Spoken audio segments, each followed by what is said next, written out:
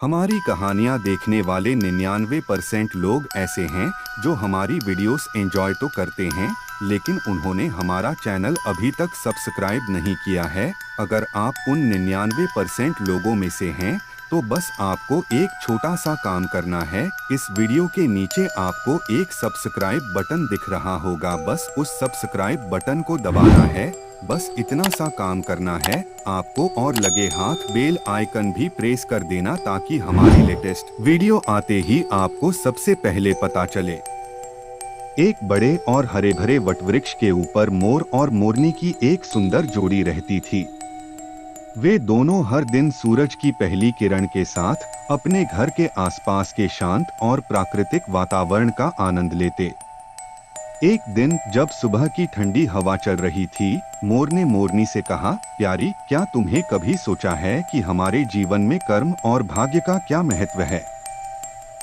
मोरनी ने मुस्कुराते हुए कहा, हाँ, यह तो हमेशा से मेरे मन में सवाल रहा है। क्या यह सच है कि हमारा भाग्य पहले से लिखा हुआ है, या हमारे कर्म ही हमें सब कुछ दिलाते हैं? मोर ने अपने पंख फैलाते हुए कहा, तुम्हारे इस सवाल का जवाब मुझे एक पुरानी कहानी के माध्यम से समझाने दो। यह कहानी मुझे मेरे दादा मोर ने सुनाई थी। सुनो, यह कहानी एक किसान और उसके पुत्र की है। बहुत समय पहले एक छोटे से गांव में एक मेहनती किसान रहता था। उसके दो पुत्र थे, जिनमें से एक का नाम राजेश और दूसरे बेटे का नाम भरत था। खेती बाड़ी करते हुए उनके दिन बड़े ही सुखपूर्वक व्यतीत हो रहे थे। सभी आराम और चैन से रह रहे थे। एक दिन की बात है कि वह बूढ़ा किसान बहुत ज्यादा बीमार पड़ गया। उसने अपने दोनों बेटों को अपने पास बुलाया और उनसे कहा, मेरे बच्चों, अब शायद मेरा अंतिम समय आ गया है। मैं चाहता हूं कि मेरे मरने के बाद तुम दोनों भाई आपस में बड़ी ही सहमति के साथ मिलजुल कर रहो और सुख शांति से अपनी जिंदगी गुजारो। मैंने बुरे वक्त के लिए कुछ असरफियां इकट्ठा की थीं, जिन्हें मैंने घर के पीछे जो बरगद का पेड़ है, उसी के नीचे जमीन में दबा रखा है। अब वह तुम्हारे काम आएंगी। लेकिन मेरे बच्चों, तुम मुझसे यह वादा करो कि तुम दोनों आवश्यकता पड़ने पर ही उन्हें बाहर निकालो। दोनों कहने लगे, हम वादा करते हैं पिताजी, जैसा आप कहेंगे हम बिल्कुल वैसा करेंगे। धीरे धीरे समय व्यतीत होता गया और थोड़े समय के बाद ही उस बूढ़े किसान ने अपने प्राणों को त्याग दिया। छोटे भाई को अपने पिता के जाने का बहुत दुख हुआ। दोनों भाई ने अपने पिता का अंतिम संस्कार कर दिया, लेकिन बड़े भाई राजेश को अपने पिताजी के मरने का जरा भी दुख नहीं था। उसकी आंखों के सामने तो सिर्फ अशरफ ही घूम रही थी। उस रात राजेश को नींद नहीं आ रही थी। वह बार बार करवट बदल रहा था। आधी रात के बाद सुबह होने से पहले ही वह उठकर बैठ गया। वह विचार करने लगा और सोचने लगा कि भरत के उठने से पहले मुझे अपना काम पूरा कर लेना चाहिए, वरना फिर कभी ऐसा मौका नहीं मिलेगा। यही सोचकर उसने जमीन खोदने का सामान उठाया और घर के पीछे उसी पेड़ के पास जाकर पहुंच गया, जहां उसके पिताजी ने असरफियों को जमीन में गाड़ रखा था। कुछ ही क्षणों में उसने जमीन को खोदकर वहां से अशरफ को बाहर निकाल लिया। अशरफ को देखकर वह बहुत खुश हुआ और कहने लगा, वाह, इतनी सारी असरफी! अब लगता है मुझे जिंदगी में कभी भी मेहनत नहीं करनी पड़ेगी और ना ही किसी चीज की कमी रहेगी। उसने तुरंत ही वह असरफी का घड़ा उठाया और दूसरे पेड़ के नीचे जाकर जमीन में गाड़ दिया और फिर आराम से घर में वापस आकर अपने स्थान पर जाकर दोबारा लेट गया। जब सुबह हुई तो छोटा भाई भरत अपने बड़े भाई राजेश को जोर जोर से आवाज देकर उठा रहा था। वह कह रहा था, बड़े भैया, जल्दी उठो, गजब हो गया। हमारे घर के पीछे पेड़ के नीचे जमीन खुदी हुई पड़ी है और वहां से सारी असरफी गायब है। मुझे लगता है कि कोई चोर हमारी सारी असरफी चोरी करके भाग गया है। राजेश कहने लगा, अरे क्या बोल रहे हो भाई, चलो मैं देखता हूँ। जब दोनों भाई उस जगह पहुंचे तो सच में ही वह जमीन खुदी हुई पड़ी थी। छोटे भाई भरत ने कहा, अब क्या करें भैया? मेरे विचार से हमें पहले राज दरबार में जाकर सूचना देनी चाहिए। राजेश ने कहा, ठहरो भरत, कहीं जाने की कोई जरूरत नहीं है। भरत ने कहा, लेकिन क्यों भैया? राजेश ने कहा, मैं अच्छी तरह से जानता हूँ कि चोर कौन है जिसने जमीन में दबी हुई असरफियों को बाहर निकाला है। भरत चौंक गया और पूछने लगा, भैया क्या आप जानते हो कि वह कौन है? राजेश ने कहा, तुम जानना चाहते हो तो सुनो कि वह चोर तुम ही हो। यह सुनकर भरत कहने लगा, भैया यह आप क्या कह रहे हो? नहीं भैया, मैं कोई चोर नहीं हूँ, मैंने कोई चोरी नहीं की है। राजेश ने कहा, झूठ मत बोलो, तुम्हारे और मेरे अलावा इन असरफियों के बारे में और कोई नहीं जानता था। यह बात साफ है कि तुम अकेले ही सारा धन हड़पना चाहते हो। भरत ने यह सुनकर कहा, आप ऐसा मत कहो भैया, मैं सच कह रहा हूं कि मैंने कोई असरफी नहीं चुराई है। मैं कुछ नहीं जानता। राजेश ने कहा, तुम मुझे वह असरफ लौटा दो, नहीं तो तुम इस घर के दरवाजे को अपने लिए हमेशा के लिए बंद समझो। भरत उदास होकर बोला, ठीक है भैया, यदि आपको मेरी बात पर विश्वास नहीं है तो मैं यह घर ही क्या, इस गांव को छोड़कर चला जाऊंगा। भरत दुखी मन से तुरंत ही वहां से निकल पड़ा। वह रास्ते में ही चलते चलते सोचने लगा, सच्चाई जाने बिना ही बड़े भैया ने मेरे साथ ऐसा सुलूक क्यों किया। अब बदनाम होने से अच्छा है कि मैं यह गांव छोड़कर चला जाऊं। अब घर पर बैठा राजेश बड़े आराम से यही विचार कर रहा था कि वाह, कितनी आसानी से यह कांटा अपने आप ही निकल गया। अब सारी असरफियां सिर्फ मेरी हैं और मेरे अलावा किसी को इसमें हिस्सा नहीं देना पड़ेगा। दूसरी तरफ जो उसका छोटा भाई भरत था, वह बड़े ही दुखी मन से वहां से चलता जा रहा था। शाम भी हो गई थी। चलते चलते उसके मन में कई तरह के विचार उत्पन्न हो रहे थे। उसके मन में एक विचार आया कि कहीं भैया ने सारा धन हड़पने के लिए ही कोई चाल तो नहीं चली है। वह अपने विचारों में खोया हुआ लगातार चलता ही जा रहा था कि तभी वह एक बड़ी सी चट्टान के ऊपर जाकर बैठ गया। अब रात हो चुकी थी और चारों ओर घना अंधेरा छाया हुआ था।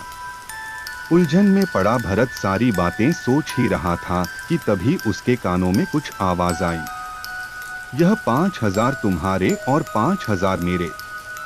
वह सोचने लगा कि यह कैसी आवाज है। सच्चाई जानने के लिए भरत नीचे की ओर झुका। उसने देखा कि 3 आदमी वहां पर थे जो बैठे हुए थे और वे तीनों आपस में किसी तरह के धन का बंटवारा कर रहे थे। भरत को यह समझने में बिल्कुल देरी नहीं लगी कि यह तीनों चोर चोरी का माल आपस में बंटवारा कर रहे हैं। तभी अचानक से भरत का पैर फिसल गया और वह उन चोरों के बीच में जाकर धड़ाम से गिर पड़ा। अंधेरा होने के कारण चोरों को कुछ भी दिखाई नहीं दिया और वे डर के मारे भागने लगे और कहने लगे, भागो भागो भाई, यहाँ से लगता है कि यह राजा का कोई गुप्तचर या फिर उनका कोई सिपाही है जो सभी लोगों का पीछा कर रहा था। एक चोर कहने लगा, हाँ भाई, तुम ठीक कहते हो, चलो भागो यहाँ से। चोर अपना चोरी का माल जो भी चोरी करके लाए थे, डर के मारे वहीं छोड़कर भाग गए। भरत की नजर उस धन पर पड़ी तो वह मन ही मन बहुत प्रसन्न हुआ।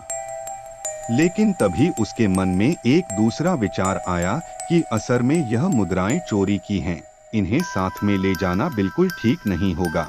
इसीलिए उसने सोचा, इनको यहीं पर गाड़ देता हूँ और जरूरत पड़ने पर मैं इन्हें ले जाऊंगा। यही विचार करके भरत ने वह सारी मुद्राएं एक पेड़ के नीचे गाड़ दी और रात भर वहीं पर रहा। सुबह होते ही वह अपने रास्ते पर चलने लगा। दोपहर होते होते वह एक घने जंगल से गुजर रहा था। तभी कुछ लुटेरों ने उसे घेर लिया। लुटेरों का सरदार उससे कहने लगा, खबरदार, जो कुछ भी तुम्हारे पास है वह निकाल कर हमें दे दो, नहीं तो हम तुम्हें जान से मार देंगे। भरत लुटेरों की बात सुनकर कहने लगा, भाइयों, मैं तो खुद ही एक मुसीबत में हूँ और मेरे पास धन भला कहाँ से आएगा। लुटेरों का सरदार कहने लगा, यह झूठ बोल रहा है, इसकी तलाशी लो। तलाशी लेने के बाद जब भरत के पास से वास्तव में उन्हें कोई भी वस्तु प्राप्त नहीं हुई तो सरदार क्रोध से चिल्ला उठा और कहने लगा, कोई बात नहीं है, अगर इसके पास पैसे नहीं है तो भी यह हमारे काम आएगा, इसे अपने ठिकाने पर ले चलो, देवी माँ को इसकी बलि चढ़ाई जाएगी। यह बात सुनते ही भरत के होश उड़ गए।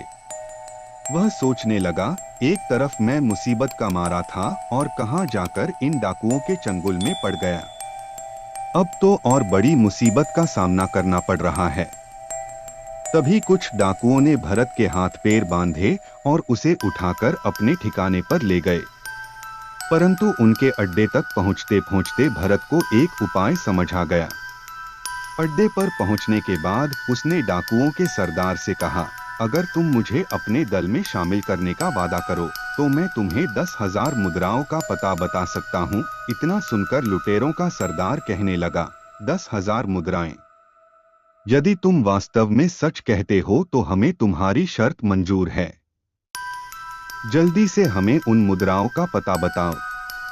भरत कहने लगा, देखो भाई, अभी तो रात होने वाली है, इस समय वहां पर जाना बिल्कुल भी ठीक नहीं है, कल सुबह होते ही मैं तुम लोगों को वहां लेकर चलूंगा। लुटेरों का सरदार कहने लगा, ठीक है, लेकिन खबरदार, हमारे साथ कोई भी चालाकी करने की कोशिश बिल्कुल मत करना, तुम जानते हो कि इसका क्या परिणाम होगा, तुम्हारे साथ जो भी होगा वह तुमसे बर्दाश्त नहीं होगा, इसलिए सोच समझकर मुझसे कोई बात करना। भरत बोला, निश्चित रहो सरदार, मैं तुमसे कोई भी धोखा नहीं करने वाला, सुबह होते ही मैं आपको वहां लेकर जाऊंगा।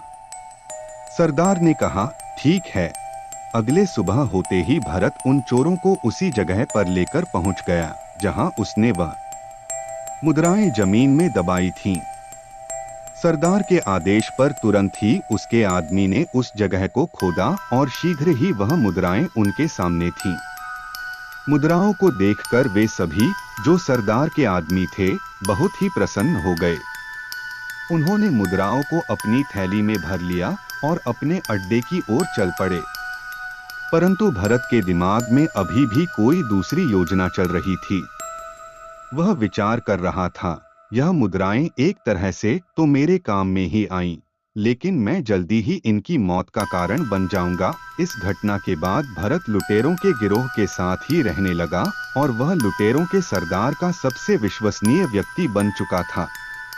कुछ समय के बाद भरत ने उन लुटेरों के सरदार से कहा, सरदार, मैं 5 दिनों के लिए अपने घर को जाना चाहता हूँ, यदि आपकी इजाजत मिल जाए तो मैं अपनी बूढ़ी माँ से जो इस समय बीमार हैं एक बार मिलना चाहता हूँ। सरदार भरत की योजना से बिल्कुल भी अनजान था। वह भरत को अपना सबसे विश्वास योग्य आदमी मानता था। वह जानता था कि भरत उसका सबसे भरोसेमंद आदमी है और कभी भी उसके साथ किसी तरह का कोई धोखा नहीं कर सकता है। उस डाकू ने जब भरत की बात सुनी तो उसने भरत को 5 दिनों के लिए अपने घर जाने की इजाजत दे दी। भरत अपने घर जाने के लिए रवाना तो हुआ, परंतु वह अपने घर जाने के बजाय राजा के महल की तरफ चला गया। उधर राजमहल में राजा पहले ही उस डाकू के आतंक से बहुत परेशान थे।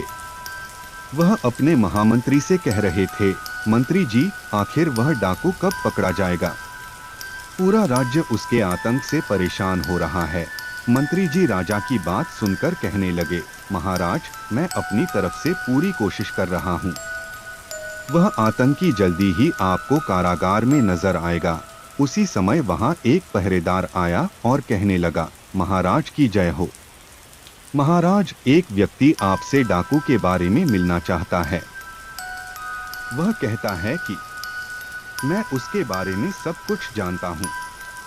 उसकी बात को सुनकर महाराज कहने लगे, अच्छा, उसे तुरंत यहाँ लेकर आओ। वह सिपाही गया और कुछ समय बाद भरत को राजा के सामने लेकर पहुँच गया।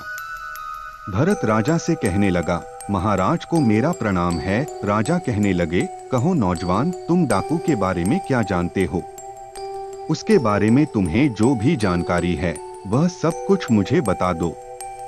भरत कहने लगा, महाराज मुझे क्षमा करें, मैं आपसे एकांत में इस बात को करना चाहता हूँ। मंत्री ने कहा, दुष्ट, क्या तुम जानते नहीं, यहाँ राजा के सम्मानित और विश्वसनीय व्यक्ति मौजूद हैं। जो भी कहना चाहते हो तुम सबके सामने ही कहो। राजा कहने लगे, ठहरिए मंत्री जी, यदि यह हमसे एकांत में बात करना चाहता है तो हम इससे एकांत में ही बात करेंगे। आप लोग यहाँ से चले जाइए, हमें बिल्कुल एकांत छोड़ दीजिए।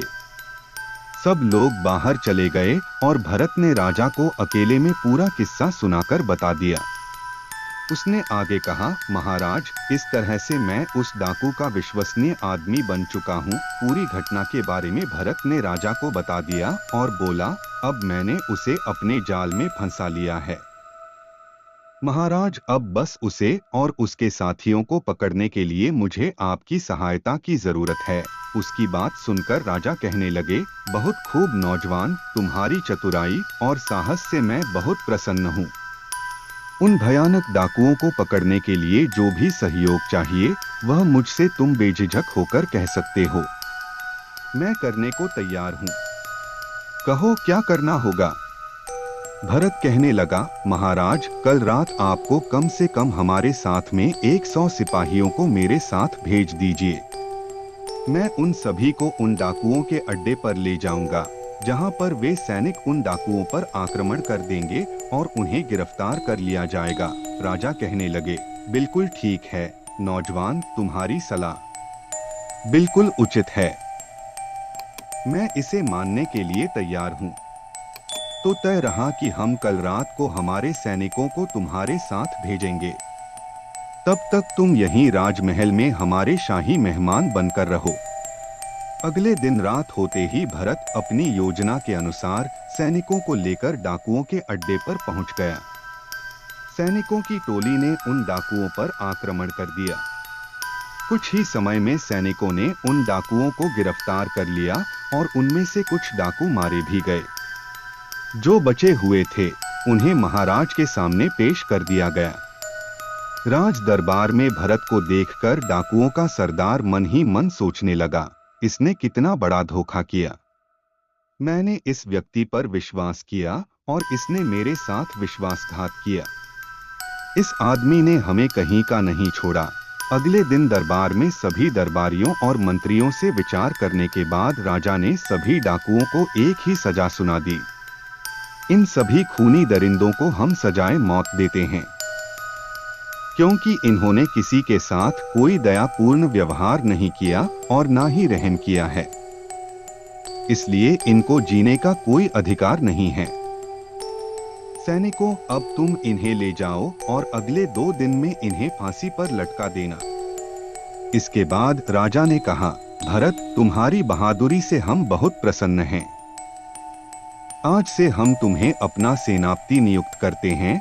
भरत ने यह सुनकर कहा, आपका धन्यवाद महाराज, जो आपने मुझे देश की सेवा करने के योग्य समझा। उधर दूसरी तरफ भरत का बड़ा भाई राजेश अपने पिता की मेहनत की कमाई को बुरे कामों में बर्बाद कर रहा था, क्योंकि वह उसकी खुद की कमाई नहीं थी और वह बेईमानी करके उस धन को प्राप्त किया था।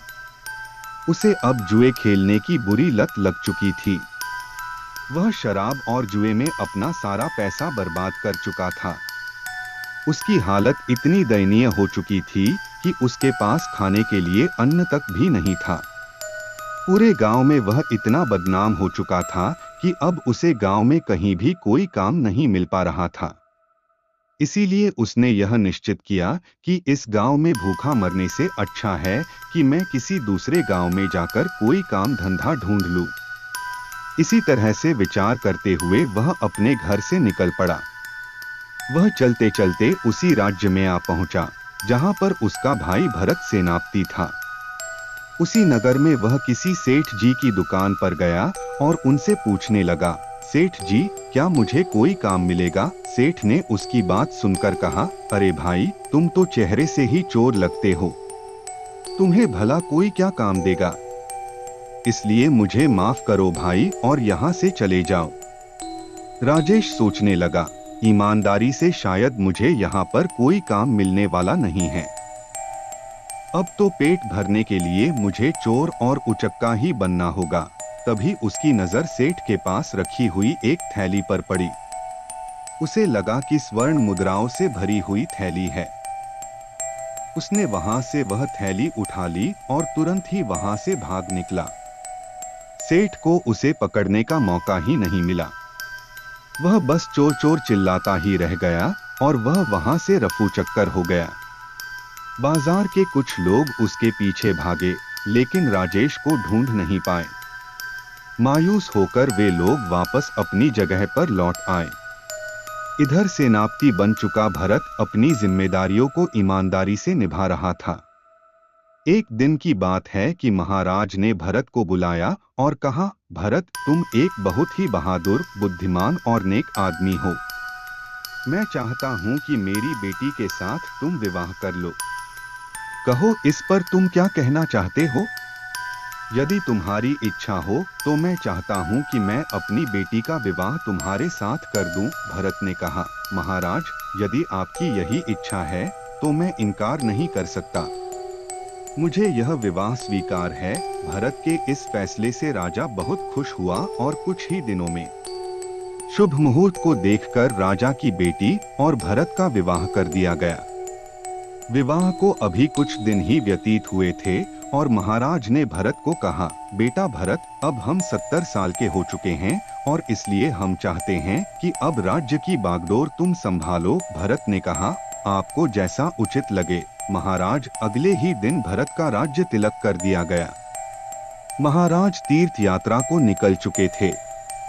इस तरह से कुछ महीने व्यतीत होते हैं और उसके बाद जो सबसे बड़ी समस्या भरत के सामने आई वह थी राजेश, जो चोर बन गया था।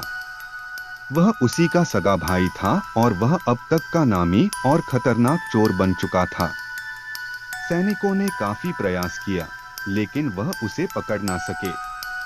चोर उसी जंगल में एक पुराने मंदिर में रहा करता था। एक रात वह बैठा सोच रहा था कि कोई ऐसी तरकीब लगाई जाए कि मुझे बार बार चोरी करने की जरूरत न पड़े।